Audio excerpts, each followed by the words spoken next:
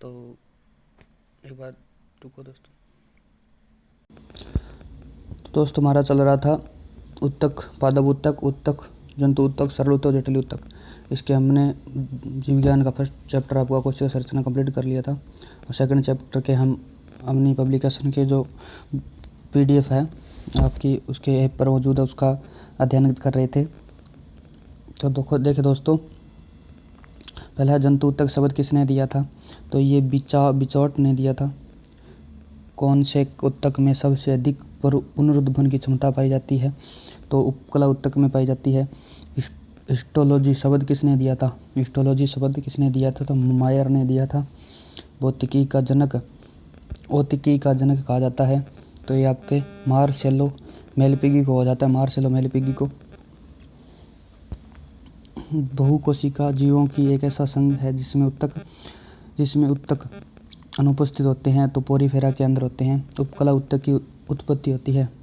उपकला उत्तक की उत्पत्ति होती है तो ये एक्टोड्रम, मेसोड्रम तथा एंडोड्रम उपरोक्त सभी से होती है। प्राथमिक जननिक उपकला बनी होती है तो सरल घनाकार उपकला उत्तकों से बनी होती है दोस्तों, ठीक है ना। नॉन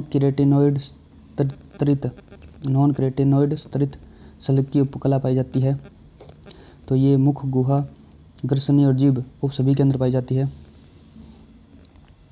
शुक्र वाहिनी तथा अंड वाहिनी का स्तर बना होता है तो पक्षमाभि स्तंभाकार उपकला से बना होता है।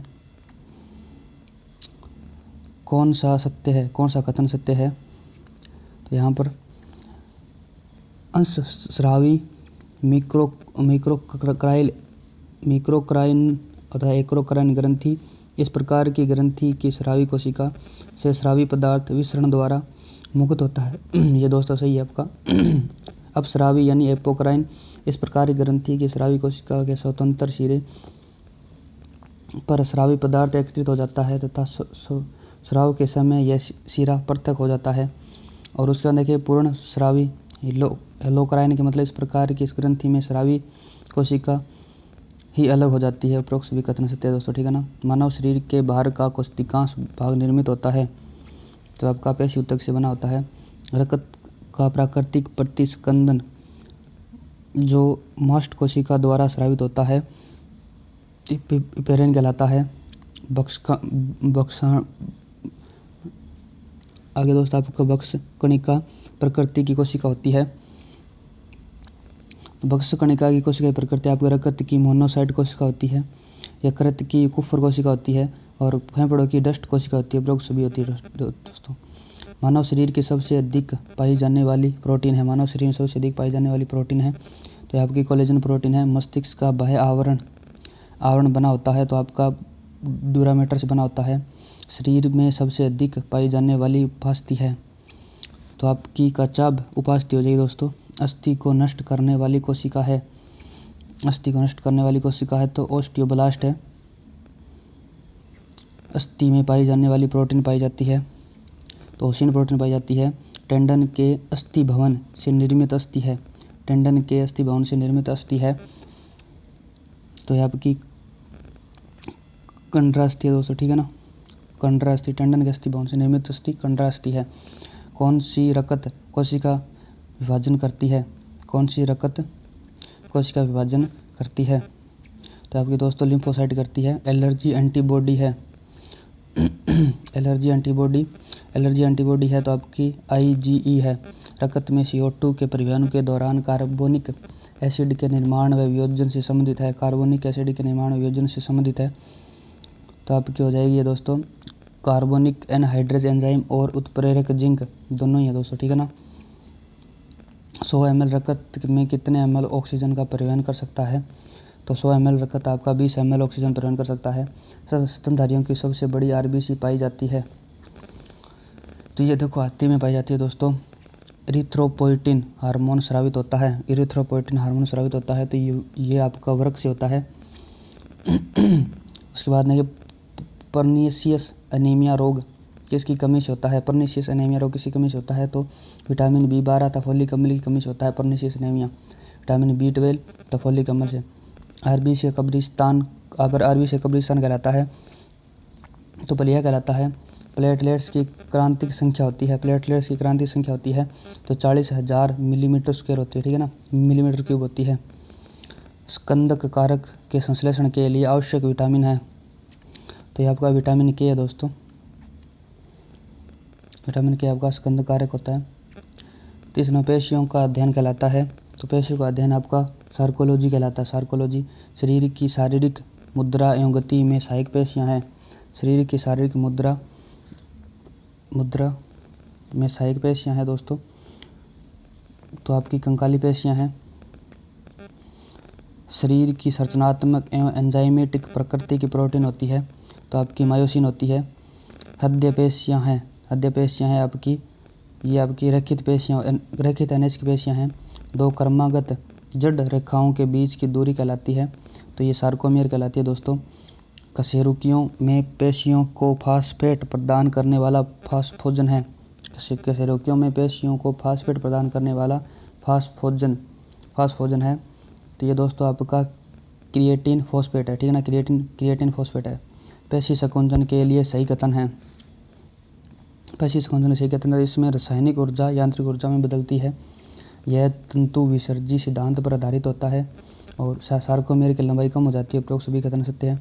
कौन सी पेशियों में क्रियात्मक संकेंद्रिता का गुण पाया जाता है? क्रियात्मक संकेंद्रिता का गुण पाया जाता है। तो 37 नंबर क्वेश्चन की बात करते हैं दोस्तों। इसके अंदर हृदय पेशी के अंदर क्रियात्मक सक्रियता का गुण पाया जाता है। लैक्टिक अम्ल के परिवहन से संबंधित चक्र है, तो लैक्टिक अम्ल के परिवहन से संबंधित आपका कोरी चक्र आएगा। कौन सी न्यूरोग्लियल कोशिका मेसोडर्म से उत्पन्न होती है? तो आपकी माइक्रोग्लियल कोशिका जो आपकी मेसोडर्म से उत्पन्न होती है दोस्तों, ठीक है ना। केंद्रीय तंत्रिका तंत्र की कोशिका विभाजन के माइलिन आसंद का निर्माण करने वाली कोशिका है, तो ये आपकी रहेगी दोस्तों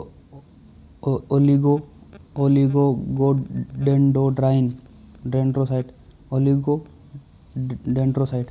केंद्रीय तंत्रिका तंत्र की कोशिका के माइलिन आच्छाद का निर्माण करने वाली कोशिका ओलिगोडेंड्रोसाइट है। उसके बाद में द्विध्रुवीय तंत्रिका कोशिका पाई जाती है, द्विध्रुवीय कोशिका तंत्रिका पाई जाती है। ये दोस्तों नेत्र की रेटिना में पाई जाती है। तंत्रिका कोशिका को वास्तव में द्विध्रुवीय होते हैं, लेकिन एक ध्रुवीय समान दिखाई देते हैं। एकल प्रवर्ध निकलकर डेंड्राइट्स व एक्सोन में बंट जाता है, तो आपका मेरुरज्जु में बन जाता है दोस्तों, ठीक है ना। पादप उत्तक शब्द किसने दिया था? पादप उत्तक शब्द किसने दिया था? तो आपका दिया था के अनग्रेव ने दिया था।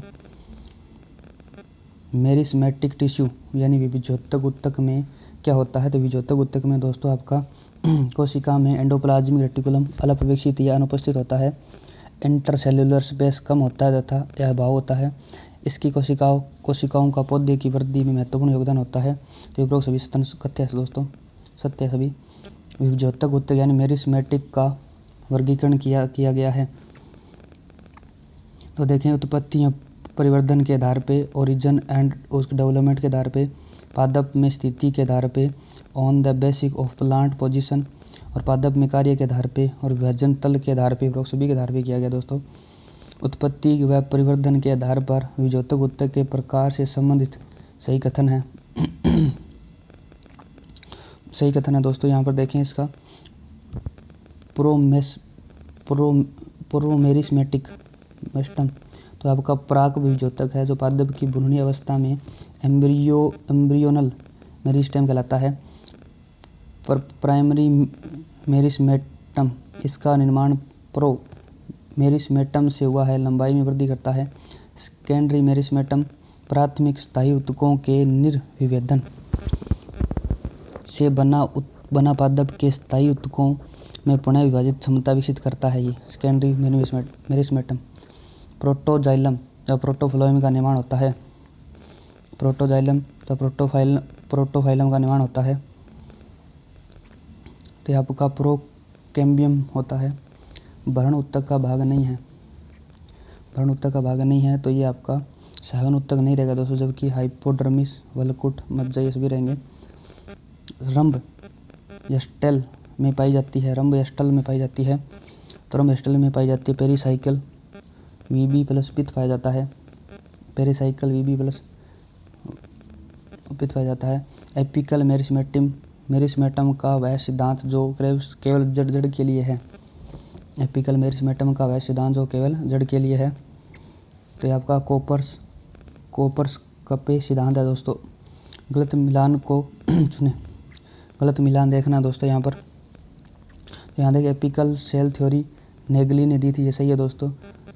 टूनिका कार्पस ये सिचमंड ने दी थी, ये भी सही है दोस्तों। स्टेन ने दी थी, ये भी इसका सही है दोस्तों। लेकिन कार्पर कैप ये आपका स्वान का नहीं है दोस्तों, ठीक है ना। सही मिलान को चुने। सही मिलान की बात करते हैं यहाँ पर दोस्तों। देखें डर्मेटोजन ये आपका रूट मैप में पाया जाता है। पेरिबेलम ग्राउंड टिश्यू में पाया जाता है। पेलिरोम ये स्टिल पोर फॉर्मेशन के अंदर काम आता है दोस्तों, ठीक है ना। प्रोक्स भी सेकंड करते हैं। जाइलम के क्रियात्मक ऊतकों को कहते हैं। जाइलम के क्रियात्मक ऊतकों कहते हैं तो हेड्रोम कहते हैं। हेड्रोम सही कथन को चुनना है। देखिए शरद ऋतु में चालनी नलिका में छेद। शरद ऋतु में चालनी नलिका में छेद कोलेजन से बंद हो जाते हैं, इस कारण पादप वृद्धि रुक जाती है, सभी सत्य है। बसंत ऋतु में चालनी नलिका के छिद्र खुले रहते हैं, इस कारण पादप वृद्धि अधिक होती है, यह भी सत्य है। द्विबीजपत्री जड़ में मज्जा अनुपस्थित होती है, यह भी सत्य है दोस्तों। बाह्यारंभीय भ्रूण ऊतक नहीं है। बाह्यारंभीय भ्रूण ऊतक नहीं है तो आपका एपिडर्मिस ये नहीं है, जबकि कोर्टेक्स है, एंडोडर्मिस है, हाइपोडर्मिस है। कैस्पेरियन की पट्टिकाएं बनी होती है। कैस्पेरियन की पट्टिकाएं दोस्तों आपका लिग्निन तथा सुबेरियन की बनी होती है। सुविकसित एंडोडर्मिस में पाया जाने वाला इसका महत्वपूर्ण लक्षण है। तो आपका जड़ है दोस्तों। विभजोतक के वर्गीकरण के कितने आधार हैं? विभजोतक के वर्गीकरण के कितने आधार है? तो ये 4 आधार है। पादप शरीर की आकृति में वृद्धि का कारण होता है। पादप शरीर की आकृति में वृद्धि का कारण होता है। तो आपका अग्रस्त विभजोतक होता है। पौधे की चौड़ाई व मोटाई किसकी सक्रियता में होती है? ये पार्श्व से सक्रियता के कारण होती है। अग्रस्त कोशिका एपिकल सेल का सिद्धांत किसने दिया था? एपिकल सेल का सिद्धांत दोस्तों दिया था नेगली ने। उत्तक जन सिद्धांत को प्रतिपादित किया था तो हेस्टेन ने किया था। उत्तक जन सिद्धांत को हेस्टेन सिद्धांत दिया था। टूनिका कार्पस सिद्धांत किसने दिया था? टूनिका कार्पस सिद्धांत सिमट द्वारा दिया गया था। टूनिका कार्पस सिद्धांत में एपिड जो आपका डर्मिस है का निर्माण करने वाली संरचना है। तो ये दोस्तों आपकी रहेगी टूनिका रहेगी। सरल उत्तक की कोशिकाएं हैं।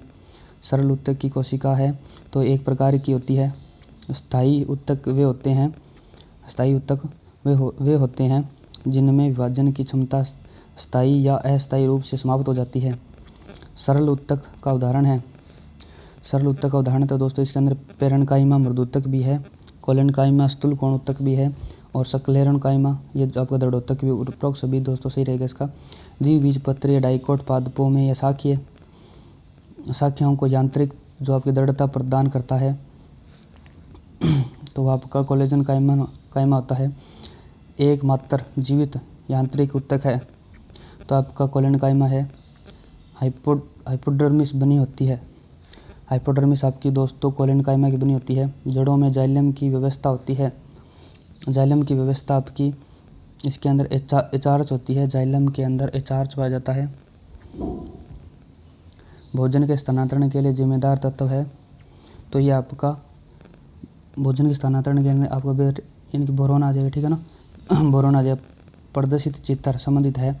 ऊपर जाइलम है, इंची फ्लोएम है तो प्रदर्शित चित्र आपका द्विबीजपत्री जो जड़ है उससे संबंधित है। द्विबीजपत्री जड़ से संबंधित नहीं है तो आपका देखें यहाँ पर डाई आर्च है, टेट्रा आर्च है, हेक्सा आर्च है, लेकिन पॉली आर्च नहीं है दोस्तों इसके अंदर, ठीक है ना। Conjoint collagen closed vascular bundle पाए जाते हैं तो ये आपके मोनोकोट स्टेम में पाए जाते हैं। एक बीजपत्री जड़ से संबंधित है। एक बीजपत्री जड़ से संबंधित है तो ये आपका पॉली आर्च हो जाएगा दोस्तों, ठीक है ना। जबकि डाई आर्च, टेट्रा आर्च और ट्राई आर्च ये आपके द्विबीजपत्री से है। एक बीजपत्री से के अंदर पॉली आर्च पाया जाता है। Conjoint collagen open vascular bundle है। Conjoint collagen open vascular bundle है। तो ये दोस्तों आपका डाइकोट स्टेम के अंदर पाया जाता है। एक बीजपत्री तने में प्रत्येक 7 पुल के चारों ओर उसका दृढ़ोत्तक या सक्लेरन काइमा का आवरण पाया जाता है। तो बंडल सिद्ध में पाया जाता है। द्वितीयक वृद्धि पाई जाती है। तो द्वितीयक वृद्धि आपके केवल द्विबीजपत्री पादपों में पाई जाती है। केलोस किस में पाया जाता है? तो केलोस आपका सालिन लिगा में पाया जाता है। कैल्शियम कार्बोनेट के क्रिस्टल कहलाते हैं। तो ये आपके कैल्शियम कार्बोनेट के क्रिस्टल कहलाते हैं। तो सिस्टोलिथ कहलाते हैं। एस्टेरोस्क्लेरिडियस पाई जाती है। एस्टेरोस्क्लेरिडस पाई जाती है। तो ये आपकी चाय की पत्ती पाई जाती है और कमल में पाई जाती है दोस्तों, ठीक है ना। चाय की पत्ती और कमल में ये पाई जाती है एस्टेरोस्क्लेरिडियस। पार्श्व जड़ों की उत्पत्ति होती है। पार्श्व जड़ों की उत्पत्ति परिरम से होती है। कनेर की पत्ती होती है। तो कनेर की पत्ती दोस्तों अधोरंध्रीय होती है, लेस की आकृति की होती है और पृष्ठाधारी होती है, उपरोक्त सभी होती है। क्रैंच शारीरिक उपस्थित होता है। क्रैंच शारीरिक के आपके शीफ और पादप में पाई जाती है। क्रैंच एनाटॉमी एक बीजपत्री पादप जिसमें असंगत असामान्य द्वितीयक वृद्धि पाई जाती है। असामान्य द्वितीयक वृद्धि पाई जाती है। ये तो आपकी पाई जाती है आपकी ड्रेसिना के अंदर पाई जाएगी दोस्तों। सुबेरिन रहित फ्लेम कहलाती है। सुबेरिन रहित फ्लेम कहलाती है। तो ये आपकी फेलोइड कहलाती है। पेरिडर्म बनी होती है। पेरिडर्म आपकी फ्लेम कोरक से बनी होती है। फेलोजन कोरक कैम्बियम से बनी होती है। फेलोड्रम सेकेंडरी कॉर्टेक्स से बनी होती है, उपरोक्त सभी सत्य हैं। संपूरक कोशिका पाई जाती है। संपूरक कोशिका आपकी वातरंध्र के अंदर पाई जाती है दोस्तों। आगे देखिए दोस्तों, थर्ड नंबर आपका चैप्टर है जैव प्रक्रम, पोषण, श्वसन, परिवहन, उत्सर्जन। तो इसके अंदर आपका है मानव शरीर का सबसे कठोर पदार्थ होता है एनिमल होता है। कौन से दांत बच्चों में पूर्णतः अनुपस्थित होते हैं? तो आपके अगर चौवर्णक होते हैं, अनुपस्थित होते हैं। निम्न में से कौन सी संरचना पाचन तंत्र एवं श्वसन तंत्र का उभयनिष्ठ पथ होती है? तो आपकी ग्रसनी होती है। मानव शरीर की सबसे बड़ी ग्रंथि है। तो आपकी दोस्तों यकृत होती है। शरीर में रक्त शर्करा के स्तर को नियंत्रित करता है। तो ये आपका दोस्तों इंसुलिन तथा ग्लूकागोन दोनों करते हैं। यकृत की संरचना व क्रियात्मक इकाई होती है। तो ये आपकी यकृत पालियाँ होती है। पितरस का निर्माण करता है। तो ये यकृत करता है। दूध में पाई जाने वाली कैसिन प्रोटीन के पाचन में मदद करता है। कैसिन प्रोटीन के पाचन में मदद करता है। तो ये आपका रेनिन करता है। लार में पाया जाने वाला टाइलिन एंजाइम स्टार्च को बदलता है। लार में पाया जाने वाला टाइलिन एंजाइम स्टार्च को बदलता है। तो ये दोस्तों माल्टोज में बदलता है। लार में पाया जाने वाला एंजाइम है। लार में पाया जाने वाला एंजाइम है तो टाइलिन है दोस्तों। निम्न में से एमाइलेज एंजाइम है। एमाइलेज एंजाइम है तो यहाँ पर आपका टाइलिन है। निम्न में से पेप्टाइडेज एंजाइम का उदाहरण नहीं है। पेप्टाइडेज एंजाइम का उदाहरण नहीं है तो यहाँ पर ट्रिप्सिन है, रेनिन है तो पेप्सिन है, जबकि टाइलिन एंजाइम पॉलीपेप्टाइड का एंजाइम का उदाहरण नहीं है। मानव शरीर में भोजन का अवशोषण होता है तो स्मॉल इंटेस्टाइन छोटी आंत में होता है। निम्नलिखित में से कौन सा पाचक एंजाइम नहीं है? पाचक एंजाइम नहीं है तो यहाँ पर इंसुलिन नहीं है दोस्तों, रेनिन है, ट्रिप्सिन है, लाइपेज है, जबकि इंसुलिन दोस्तों नहीं है। मानव पाचन क्रिया में स्टार्च के पाचन में अंतिम उत्पाद क्या होता है? अंतिम उत्पाद की बात करें तो यहाँ पर ग्लूकोज होता है। अमाशय में पाचक रसों को स्रावित करने के लिए उत्तेजित करने वाला हार्मोन है। अमाशय में पाचक रसों को उत्तेजित करने के लिए आवश्यक हार्मोन है तो ये सिक्रेटिन होता है। एम्यूलिफिकेशन ऑफ फैट किसकी एब्सेंस यानी उपस्थिति में नहीं होता है? तो यहाँ पर ये लाइपेज की उपस्थिति में होता है, बिल पिगमेंट की उपस्थिति में होता है और पैनक्रियाटिक जूस की उपस्थिति में होता है, लेकिन बिल साल्ट की उपस्थिति में नहीं होता है दोस्तों, ठीक है ना। उसके बाद में देखिए गैस्ट्रिक ग्लैंड की असियल सिक्रेटिन सेल्स होती है। तो ये दोस्तों आपकी ऑक्जेंटिक सेल्स के अंदर सेल निकलता है, ठीक है ना, ऑक्जेंटिक सेल से। उसके बाद है 19 number question, Brunner gland are present in sub mucosa of. जो ब्रूनर कोशिका है वह सब म्यूकोसा के अंदर कहाँ पाई जाती है, तो ये इंटेस्टाइन के अंदर पाई जाती है दोस्तों, ठीक है ना, इंटेस्टाइन या आंत में पाई जाती है। White cell secrete gastric enzyme स्रावित करता है, white cell secrete, which cell secrete gastric enzyme, gastric enzyme कौन स्रावित करता है दोस्तों, ये पूछ रहा है। तो ये चिप सेल्स करती है, चिप सेल्स। द्वितीयक श्वसन अंग है, द्वितीयक श्वसन अंग की बात करें तो यहाँ पर मुख हो जाएगा। दाहिनी फेफड़ा कितने खंडों में विभक्त होता है, दाहिना फेफड़ा आपके दोस्तों 3 खंडों में विभक्त होता है। डायाफ्राम यह तन्नुपट्ट में पाई जाने वाली पेशियां हैं, डायाफ्राम तन्नुपट्ट में पाई जाने वाली पेशियों की बात करें तो यहाँ पर दोस्तों अरीय पेशियां हो जाएगी। सामान्य श्वसन प्रक्रिया के दौरान अंदर ली गई और बाहर निकाली गई अवयव का आयतन कहलाता है। तो यह दोस्तों आपका टाइडल आयतन या ज्वारीय आयतन कहलाता है। मस्तिष्क के किस भाग में श्वसन लेह के अंदर स्थित होते हैं, तो आपके मेडुला भाग में होते हैं। कोशिका में ग्लाइकोलाइसिस का क्रेब्स चक्कर का स्थान क्रम से होता है, तो कोशिका द्रव्यता माइटोकॉन्ड्रिया होता है। निम्नलिखित में से कौन सा अणु ग्लाइकोलाइसिस व क्रेब्स चक्कर को जोड़ता है, तो ये आपका एसिटाइल कोएंजाइम जोड़ता है। एडीपी से एटीपी बनने में कितनी ऊर्जा की आवश्यकता होती है, तो ये दोस्तों 7.3 किलो कैलोरी ऊर्जा की आवश्यकता होती है एडीपी से एटीपी बनने में। व्यायाम के समय थकान क्यों महसूस होती है, तो लैक्टिक अम्ल के इकट्ठा होने से। वह 500 ml वायु जो फेफड़ों में हमेशा रहती है, इसे अवशिष्ट आयतन कहते हैं दोस्तों, ठीक है ना, अवशिष्ट आयतन। सामान्य बहिर्श्वसन, सामान्य बहिर्श्वसन के बाद बलपूर्वक बाहर निकाली गई वायु होती है तो 1000 ml होती है दोस्तों। 100 ml रक्त में सामान्यतः हीमोग्लोबिन पाया जाता है तो 15 ग्राम पाया जाता है। ऑक्सी हीमोग्लोबिन वक्र होता है जो सिग्मोइड प्रकार का होता है। प्रोटीन के लिए श्वसन गुणांक होता है, प्रोटीन श्वसन गुणांक 0 से 0.8 0.9 के मध्य होता है। आर्क्यूर श्वसन गुणांक ऐसे कम होता है। हेमबर्गर प्रक्रिया कहलाती है, हेमबर्गर प्रक्रिया कहलाती है, तो ये क्लोरीन शिफ्ट कहलाती है। रक्त की ऑक्सीजन वाहक क्षमता होती है, रक्त की ऑक्सीजन वाहक क्षमता होती है तो 20% होती है। सामान्य श्वसन दर होती है, सामान्य श्वसन दर आपकी 16 से 18 बार प्रति मिनट होती है। रक्त की पीएच होती है 7.4 होती है दोस्तों। किस रक्त समूह में लाल रक्त कणिकाओं पर ए व बी दोनों ही प्रतिजन उपस्थित होते हैं, तो ए बी दोनों पर होते हैं दोस्तों, ठीक है ना। परिसंचरण के दौरान रक्त मानव हृदय में कितनी बार गुजरता है, तो ये 2 बार गुजरता है दोस्तों, ठीक है ना। वह धमनी जिसमें अशुद्ध रक्त बहता है, तो ये फुफ्फुस से धमनी में बहता है। निम्न में से कौन सी कोशिकाएं प्रतिरक्षा स्रावित करती है, तो ये बी लिम्फोसाइट है, वो प्रतिरक्षा प्रदान करती है। रक्त वाहिनियों में निम्नलिखित में से कौन सी पेशियां पाई जाती है, तो चिकनी पेशियां पाई जाती है।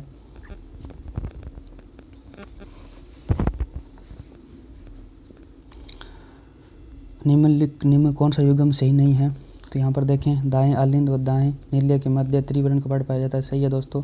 बाएं अलिंद बाएं नील्य के द्विवलन कपाट पाया जाता है। दाएं नील्य व फुफ्फुस धमनी के मध्य अर्धचंद्राकार कपाट पाया जाता है, सही है। जबकि बाएं नील्य व महाधमनी के मध्य का 2 बार द्विवलन होता है, असत्य है दोस्तों, ठीक है ना, फोर्थ नंबर सत्य रहेगा। कौन सा कथन सत्य है, कौन सा कथन सत्य है, तो यहाँ पर देखें आपका थिवेसियल वाल्व कोरोनरी शिरा व दाएं अलिंद के मध्य होता है, ये सही है दोस्तों। यूस्टेकियन वाल्व पश्च महाशिरा व दाएं अलिंद के मध्य वाला है, ऐसे दोस्तों। अस्से नोड इसे पेस मेकर भी कहते हैं, ये भी दोस्तों सही है। उपरोक्त सभी सारे सत्य है दोस्तों, ठीक है ना। रक्त के थक्का निर्माण में उपरोक्त सभी है, रक्त में थक्का निर्माण से संबंधित है दोस्तों, ठीक है ना। तो आपका विटामिन के है, कैल्शियम आयन है, प्रोथ्रोम्बिन तथा फाइब्रिनोजन प्रोटीन उपरोक्त सभी है। प्लाज्मा प्रोटीन का निर्माण होता है, तो प्लाज्मा प्रोटीन का निर्माण यकृत में होता है। सर्वदाता व सर्वग्राही रक्त समूह कार्यक्रम से है, सर्वदाता और सर्वग्राही, तो ए और ओ पॉजिटिव है दोस्तों। परिसंचरण तंत्र के बारे में सर्वप्रथम बताया था तो ये विलियम हार्वे ने बताया था। हृदय स्पंदन के समय तरंगों की गति का कौन सा अनुक्रम सही है? तो दोस्तों इसके यहाँ देखें, अस्य नोड आएगा पहले, उसके बाद एवी नोड में जाएगा, उसके बाद हिंज बंडल में जाएगा, फिर स्पुरकंजे तंतु आद्य पेशी में चला जाएगा। इरिथ्रोब्लास्टोसिस फिटेसिस में पराय क्या होता है? इरिथ्रोब्लास्टोफिटेसिस के अंदर माता है वो R negative R H negative पिता आर एच पॉजिटिव है, तो भ्रूण आर एच पॉजिटिव होता है। आगे 52 नंबर क्वेश्चन देखें दोस्तों, निम्न में से कौन सा बिंदु उत्परिवर्तन का उदाहरण है? उत्परिवर्तन का उदाहरण तो सिकल सेल रक्तअल्पता है, सीरिया रक्त की ऑक्सीजन संतृप्तता है, सीरिया रक्त की ऑक्सीजन रक्त संतृप्तता रहती है, तो ये दोस्तों आपकी 100% रहती है। उत्परिवर्तन के कारण हीमोग्लोबिन की संरचना में क्या बदलाव होता है जिसके कारण सिकल सेल एनीमिया रोग हो जाता है? तो इसके अंदर ग्लोबिन के बीटा श्रृंखला में ग्लूटामिक अम्ल के स्थान पर वेलिन अम्ल का जुड़ना, ये इसका सिकल सेल एनीमिया के अंदर क्या होता है? बीटा श्रृंखला के अंदर ग्लूटामिक अम्ल की जगह वेलिन अम्ल आकर जुड़ता है। कौन सी प्रतिरक्षी सर्वाधिक मात्रा में पाई जाती है? तो IgG प्रतिरक्षी पाई जाती है। प्रथम उत्पादित प्रतिरक्षी है तो IgM है। माँ के दूध में पाई जाने वाली प्रतिरक्षी है तो यह IgA है, ठीक है ना, IgA। निम्न में से कौन सा रक्त समूह है? विकल्पियों की संयुग्मजी अप्रभावी क्रिया का परिणाम है। संयुग्मजी अप्रभावी क्रिया का परिणाम है, तो ये आपका ओ रहेगा। भारत में अंगदान दिवस मनाया जाता है। भारत में अंगदान दिवस दोस्तों आपका 13 अगस्त को मनाया जाता है। ग्लोमेरुलस कहाँ पाया जाता है? तो ग्लोमेरुलस आपके वोमेन समूह में पाया जाता है। एंटी डायूरेटिक हार्मोन का निर्माण होता है, तो हाइपोथैलेमस की तंत्रिका स्रावी कोशिका से होता है। हाइपोथैलेमस की तंत्रिका स्रावी कोशिका से पोडोसाइट कोशिकाएं पाई जाती है, तीव्रक में पाई जाती है। कौन जल के लिए अपरगाम्य होता है? तो हेलने लूप की आरोही भुजा होती है। कौन जल के लिए अपरगाम्य होता है? तो हेलने लूप की आरोही भुजा। उच्च वर्टिब्रेट में मूत्र द्वारा विटामिन का उत्सर्जन होता है। उच्च वर्टिब्रेट में मूत्र द्वारा विटामिन का उत्सर्जन होता है। तो सी का होता है। ऑर्निथिन चक्कर होता है तो यकृत में चलता है। सर्वप्रथम मूत्र शब्द का इस्तेमाल कहाँ होता था? तो ये आपके वेलिन की नलिका में होता था। मूत्र निर्माण शब्द का इस्तेमाल कहाँ होता था? वेलिनी की नलिका में। वह रक्त वाहिनी जिसमें सबसे कम यूरिया पाया जाता है, तो ये दोस्तों आपकी वर्कीय शिरा रह जाएगी। वर्कीय शिरा के सबसे कम यूरिया पाया जाता है। वर्क की स्थिति होती है तो ये रेट्रोपेरिटोनियल होती है। मूत्र निर्माण की प्रक्रिया में शामिल है, तो मूत्र निर्माण की प्रक्रिया के अंदर परानिस्यंदन, चयनात्मक पुनरावशोषण और नलिकीय श्रवण उपरोक्त सभी है दोस्तों, ठीक है ना। परानिस्यंदन, चयनात्मक पुनरावशोषण और नलिकीय श्रवण सभी है। रक्त का कोलोइडल प्रसारण दाब का नियमन कौन सा प्रोटीन करता है? तो ये आपका एल्बुमिन करता है। डायबिटीज़ इंसिपिडस रोग होता है, तो ये आपके दोस्तों ADH की कमी से होता है। चलो दोस्तों स्टार्ट करते हैं 5 नंबर टॉप का चैप्टर, जीवों में जनन और जनन में हार्मोन की भूमिका, ठीक है ना। तो देखिए दोस्तों, कायिक जनन का सही मिलान कीजिए। कायिक जनन के सही मिलान की बात कीजिए तो यहाँ पर सही मिलान करेंगे तो ब्रायोफिलम पत्ती से कायिक जनन होता है। कैक्टस के अंदर तने से नहीं होता दोस्तों। डायलिया के अंदर जो जड़ से नहीं होता है, इसका 1 नंबर सही रहेगा। ब्रायोफिलम की पत्ती से कायिक जनन होता है। पौधे के कायिक भागों से परिवर्तित होकर नए पौधे के बनने की प्रक्रिया कहलाती है। उसका पुनरुद्भवन कहलाता है। आगे देखें, निम्न में से द्विलिंगी पुष्प होता है। द्विलिंगी पुष्प आपका पपीता होता है दोस्तों। द्विलिंगी पुष्प आपका ककड़ी होता है। पपीता उभयलिंगी होता है, ठीक है ना। ककड़ी आपका द्विलिंगी पुष्प होता है। आवर्त बीजी पादपों का भ्रूणपोष होता है, तो ये द्विगुणित होता है। सही मिलान को चुनिए। तो यहाँ पर देखें, रेफलिया सबसे छोटा पुष्प होता है, ये दोस्तों सही है। उल्फिया सबसे बड़ा पुष्प होता है। आर्किड सबसे छोटा बीज होता है। सेब, नाशपाती सत्य फल होते हैं। सही मिलान चुनिए, ठीक है ना। तो ये आपका पहला ही सत्य रहेगा दोस्तों, ठीक है ना। और रेफलिया सबसे छोटा पुष्प होता है, रेफलेशिया। किसमें बिना निषेचन के ही अंडाशय सीधा फल में परिवर्तित हो जाता है? तो इसके अंदर अंगूर के अंदर हो जाता है दोस्तों। एक संपूर्ण पुष्प क्रम के समस्त पुष्प फल निर्माण में भाग लेते हैं। इसमें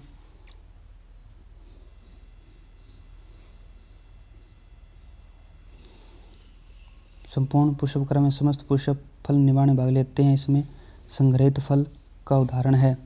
तो ये आपका कटहल होगा दोस्तों। चलो दोस्तों, वो 2-4 क्वेश्चन गलत हो गए थे। हम करेंगे नेक्स्ट चैप्टर, ये तंत्रिका संवहन नेक्स्ट वीडियो के अंदर। मिलते हैं। जय हिंद, जय भारत।